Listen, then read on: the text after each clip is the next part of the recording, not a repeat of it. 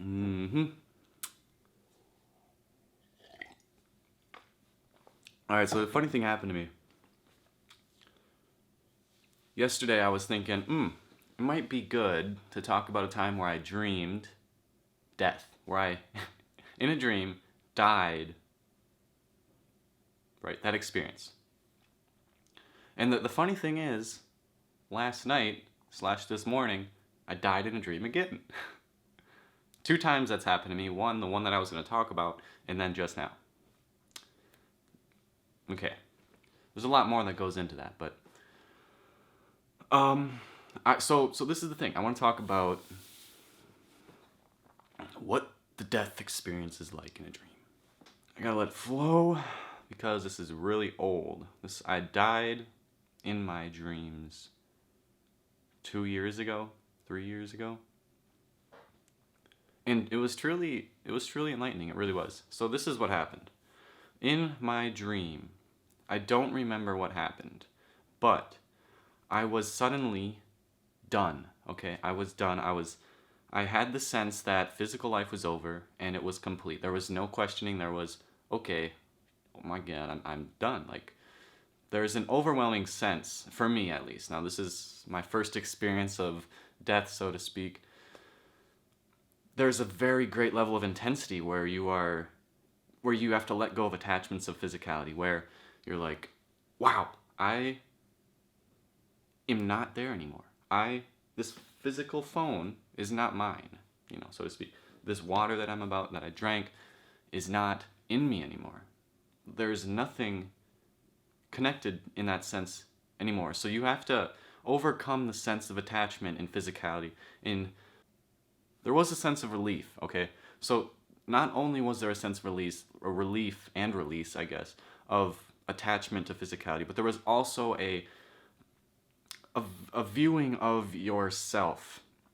And a lot of people talk about when there's a bunch of different teachings and there's a bunch of different books and all that type of thing, and cultures that talk about this, religions, everything seems to go about the idea that you do literally experience hell first. You go about I just am blanking on the words to use to describe what it is like to.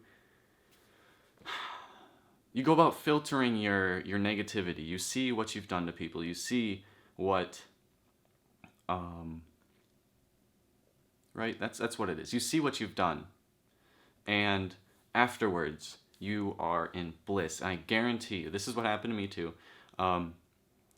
Once I accepted the fact that it was over, I was overwhelmed, but perfectly overwhelmed. I was living unconditional love. I was living joy. I was living happiness. I was living excitement to its fullest potential. And what happened is I ended up astral projecting. I ended up leaving my physical body. I ended up going up above into the view of Earth.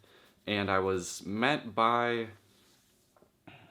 for sure, one other person, but there seemed like a group of entities. But there was one other person that was kind of like the gateway dude that's like, hey, you're here now. What do you want to do?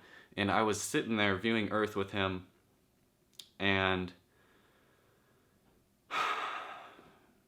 I was thinking, well, I want to go back. So what I did, went back, and that was it. Okay, so it was very simple, but the feelings that you feel are huge. It's astronomical. It's overwhelming to the complete sensibility that we can understand. It's beautiful. It's amazing. It's peaceful love in the sense of heaven, right?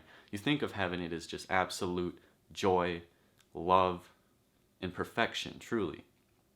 And yeah, it's just in my nature to want to help, so I went right back, and I was like, that was an easy decision. And it took, some people say it takes 53 days to reincarnate or something like that, or 58, I think it's 53.